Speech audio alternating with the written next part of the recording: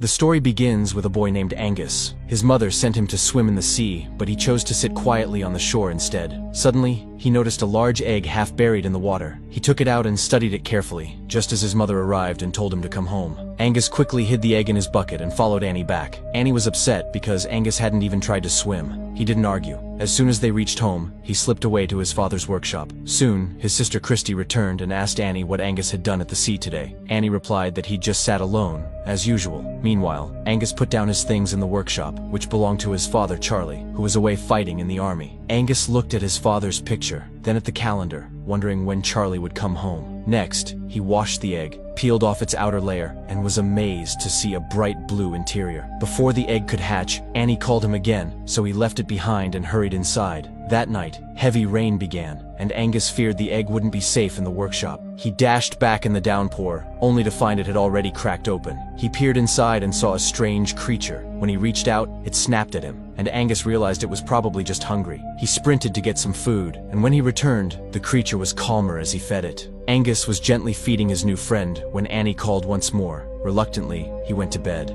The next morning, Angus woke to find a squad of soldiers at his door. He, Annie, and Christy greeted Captain Hamilton, who explained that enemy forces might try to invade by sea. His soldiers would stay at their house and prepare to defend the coast. The soldiers brought in supplies and set up their stations. Annie told Christy and Angus to stay in their room. Later, Angus went to the library to find a book about the mysterious creature. With the book in hand, he hurried back to the workshop, only to find it in chaos and the creature chewing Charlie's boots. Realizing it was still hungry, Angus went to the kitchen for more food, but Sergeant Strunk, the army cook, stopped him at the door. Angus pleaded that the creature needed to eat, but Strunk refused. Then Angus offered to take out the kitchen garbage, and Strunk agreed. Using scraps from the bin, Angus fed his new friend, who ate eagerly. Angus named him Crusoe. After eating all the scraps, Crusoe swam happily in a bin of water that Angus filled. Meanwhile, Captain Hamilton drilled his men relentlessly, insisting they stay ready for an enemy attack at any moment. Angus left Crusoe alone in the workshop and slipped away so Annie wouldn't notice. Later, a man named Lewis arrived in town and went straight to the workshop where Annie was working. He asked for a job, and Annie told him he would first have to clean the entire workshop. Lewis agreed and started right away. While cleaning, he carried out the dustbin where Angus had hidden Crusoe.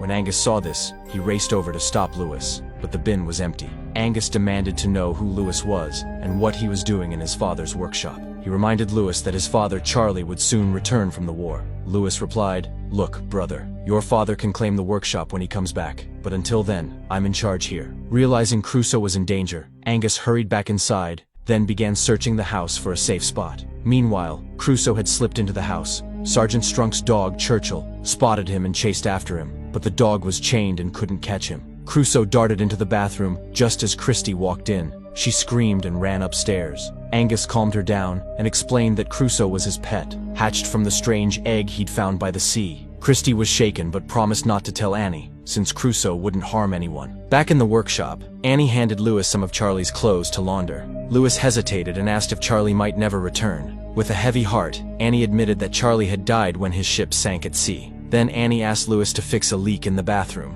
When Lewis knocked on that very bathroom door, Angus and Christy tried to keep him out. After a long silence, Lewis threatened to tell Annie what they were hiding. Finally, Christy was forced to open the door. Lewis stepped in and said he'd come to fix the leak. Then suddenly his eyes fell on Crusoe. He froze and nervously asked, "What is that?" Angus told him Crusoe's whole story. Lewis looked surprised and reached out to touch him, but Crusoe snapped at his hand. Lewis exclaimed that Crusoe looked exactly like a seahorse, one of the rarest animals in the world. Legend says only one seahorse exists at a time. When one dies, a new egg hatches and a new seahorse is born. He told them about the seahorse's magical powers, just as Annie knocked on the door. Angus begged Lewis to help hide Crusoe, since Annie would never allow him in the house. Lewis agreed. When Annie entered, she saw no creature, though Crusoe peeped out from his hiding spot, and Lewis smoothly distracted her. Later, when Annie stepped outside, she met Captain Hamilton, who invited her to the soldiers' dinner. That night, Lewis told Angus they should return Crusoe to the sea, his true home,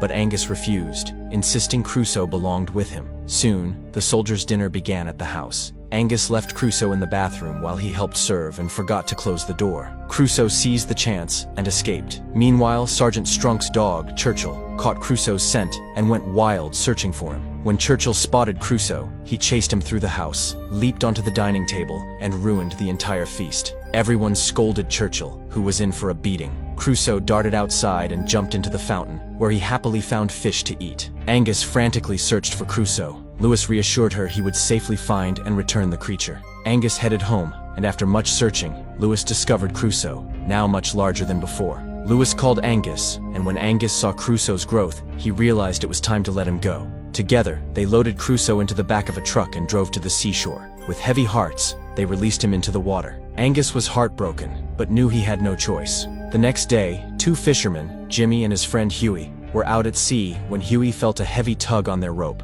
As he pulled, their boat began to sink. Suddenly, a giant Crusoe emerged in front of them. Both men were stunned. Huey wanted to capture the creature, dreaming of the fortune it could bring, but Jimmy refused. Crusoe started dragging the sinking boat away from shore. Jimmy cut the rope to save their lives, and as he watched Crusoe swim off, he marveled. He had never seen such a bizarre, magnificent animal before. Meanwhile, Captain Hamilton told Angus that his mother wanted him to begin army training right away. Angus joined the soldiers and helped with their tasks, but after a few days he grew bored. One morning, he slipped away from Captain Hamilton and ran down to the sea. He shouted for Crusoe, but there was no sign of him. Angus climbed into a small boat and rowed out to look. Soon, Crusoe burst from the water beside him, and Angus was amazed at how huge he had become. With a powerful leap, Crusoe lifted Angus onto his back. Though frightened at first, Angus relaxed and enjoyed the thrilling sea ride. When Crusoe returned him to shore, Sergeant Strunk's dog Churchill caught his scent and bolted toward the water. Strunk followed in astonishment. He had never seen such a large, strange creature,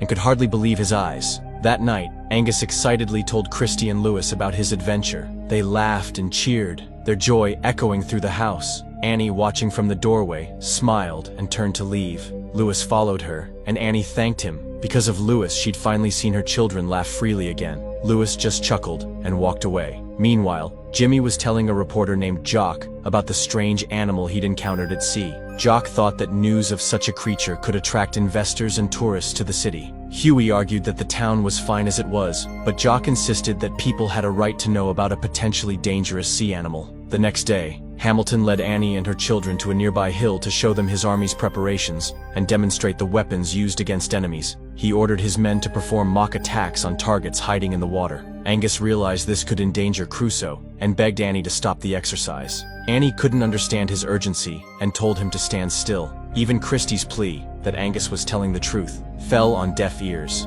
The soldiers began firing blanks into the shallows, and Crusoe, terrified, struggled desperately to escape. Jimmy and Jock had come to the shoreline hoping to photograph Crusoe, but the animal remained hidden. Frustrated, they built a crude effigy, took its picture, and published it in the next day's newspaper. A few days later, when Sergeant Strunk saw the image, he recognized the terrifying creature he'd glimpsed by the sea. Strunk and several soldiers vowed to track down Crusoe and kill him. That night, Christie crept into Angus's room. The two ran away from home, guiding Lewis to the seashore to check on Crusoe. Angus called out, and after a tense moment, Crusoe surfaced, but he was wild and unrecognizable. He charged past Angus and Lewis, who watched in horror. Crusoe dove back beneath the waves. Angus blamed Lewis. Their decision to release Crusoe had unleashed this danger. Meanwhile, Strunk and his men hunted for Crusoe by boat, intent on killing him. As they neared shore, Churchill's frantic barking alerted them. Strunk ordered the boat toward the sound, and in an instant, Crusoe emerged and killed Churchill.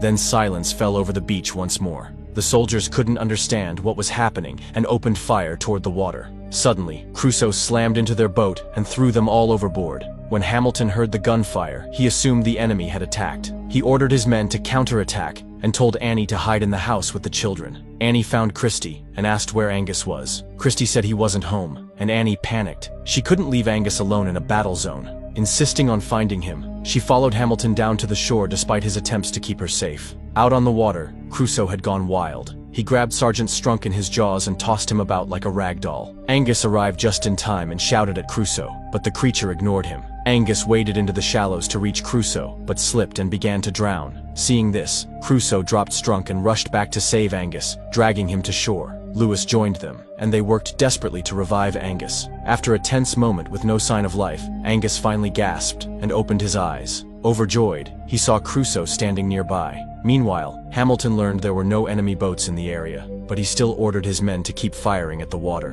When he waded ashore, Crusoe slipped back beneath the waves. Annie rushed to Angus's side, relieved he was alive. Angus tried to explain about Crusoe, but Annie, thinking it was a child's fantasy, told him to stop imagining things. At that moment, Crusoe emerged from the sea, and Annie realized Angus had been telling the truth. Hamilton, too, stood in stunned silence at the sight of the massive sea creature. Again, the soldiers opened fire at the water. Angus climbed onto Crusoe's broad back to steer him towards safety. Annie, terrified, begged Hamilton to stop the attack, but their radios had gone dead. Hamilton, Lewis, and Annie piled into a small boat and chased after them. Crusoe swam swiftly, but he ran headlong into a net the soldiers had laid to trap enemy vessels. Struggling against the mesh, Crusoe became entangled and fought to break free. When Hamilton's boat drew alongside, Lewis shouted for Angus to jump aboard. Before leaving, Angus leaned down and whispered to Crusoe, "You're my best friend. I'll never forget you." Then he dove into the water and scrambled into the boat. With one mighty leap, Crusoe cleared the net and dove back beneath the waves. Annie, Lewis, and Hamilton cheered. Crusoe was free and safe at last. Did you enjoy this adventure, or did it seem a bit childish? Let us know in the comments so we can bring you even better stories next time.